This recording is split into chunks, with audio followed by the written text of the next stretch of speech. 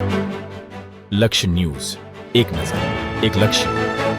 ડભોઈના સાઠોદ ગામ ખાતે કોંગ્રેસ પક્ષ તરફથી પૂર્વ ધારાસભ્યશ્રીએ સભા સંબોધી।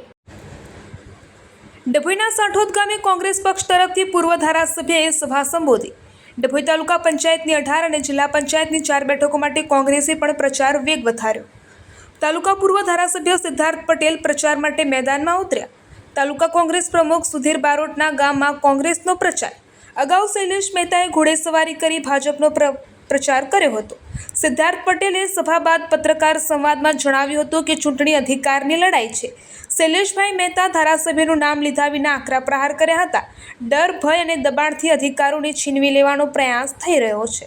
ફોર્મ પરત ખેંચવાની બાબતને લઈને કોંગ્રેસ ભાજપ કાર્યકરો વચ્ચે થયેલ ઝપાઝપી બાદ બિનજરૂરી ફરિયાદ કરાઈ છે, તે લોકશાહીનું અપમાન છે।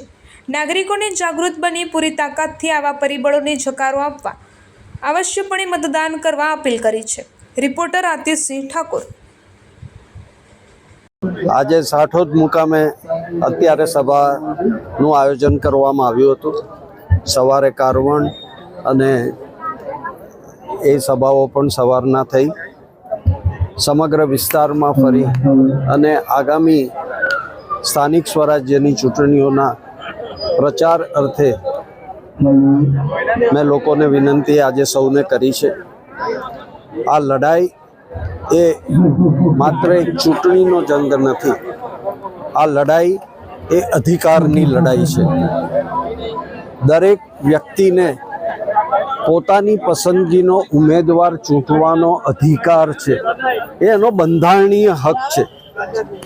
અને કેટલાક લોકો ડર, ભય અને દબાણથી આ અધિકારને છીનવી લેવાનો પ્રયત્ન કરતા હોય ત્યારે એની સામે અવાજ ઉઠાવો એ સૌની નૈતિક ફરજ છે।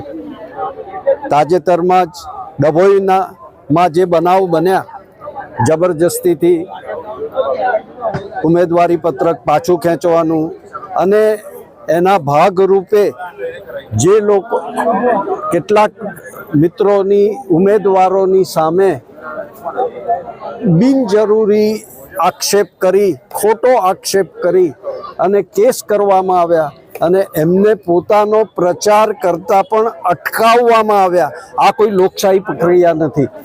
લોકશાહી પ્રક્રિયામાં દરેક વ્યક્તિને પોતાની વાત રજૂ કરવાનો અધિકાર હોવો જોઈએ અને કોઈક પોતાના લાભ ખાતર આ અધિકારને છીનવવાનો પ્રયત્ન કરે તો એ લોકશાહીનું અપમાન છે અને એની સામે કડકમાં કડક રીતે અવાજ ઉઠાવવો એ આપણા સૌની નૈતિક ફરજ છે।